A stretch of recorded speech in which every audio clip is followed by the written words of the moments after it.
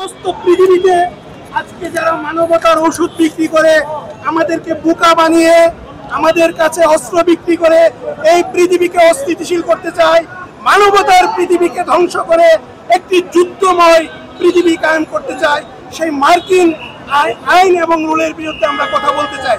আমরা কথা বলতে চাই গাজার আমাদের ভাইদের প্রতি, যাদেরকে ধ্বংস করা হচ্ছে নির্বিচারে, একটি দেশকে ধ্বংস করে দেওয়া হচ্ছে, একের পর এক মুসলিম সভ্যতাকে ধ্বংস করা হচ্ছে। আজকে আমরা মুসলমান হিসেবে মনে করি সমস্ত পৃথিবীর মুসলমান এক কাতারে এসে আমাদের এই ব্যাপারে অন্যায়ের প্রতিবাদ করা উচিত। আমরা স্পষ্টভাবে বলতে চাই, মুসলিম উম্মার মানুষ আমরা এক আছি।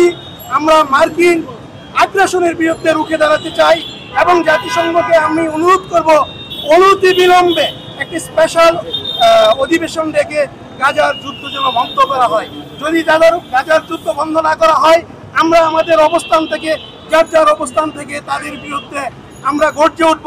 সারা পৃথিবীময় তৃতীয় বিশ্বযুদ্ধ আর বোধ লাগার খুব একটা বেশি সময় নেই। যেই কোনো সময় আমরা আমাদের ভাইদের এই মৃত্যুর প্রতিবাদ করতে যেয়ে, সভ্যতা ধ্বংস করার প্রতিবাদ করতে যেয়ে আমরা যদি মুসলিম উম্মাহ যার অবস্থান থেকে প্রতিবাদ করি, আমার মনে হয় যেই কোনো মুহূর্তে যুদ্ধ বেঁধে যাবে। ইসলাম শান্তির ধর্ম, আমরা শান্তি কায়েম করতে চাই। সমস্ত পৃথিবীর মানুষকে বলতে চাই, আজকে আপনারা মুসলিম ভাইদের পক্ষে দাঁড়ান, মানবতার পক্ষে দাঁড়ান। মুসলিম ভাইরা যদি কোনো অপরাধ করে থাকে, সেই বিচার নিশ্চয়ই আন্তর্জাতিক আদালতে হতে পারে, সেই বিচার যেই কোনো আদালতে হতে পারে।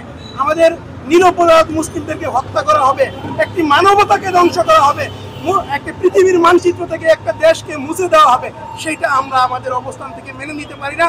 এবং আমরা স্পষ্টভাবে বলে দিতে চাই, বাংলাদেশের মানুষ সমস্ত পৃথিবীর মুসলিমদের পাশে আছে এবং আমরা থাকবো। যেই কোনো অন্যায়ের প্রতিবাদ আমরা করতে প্রস্তুত আছি। আপনাদের সকলকে ধন্যবাদ।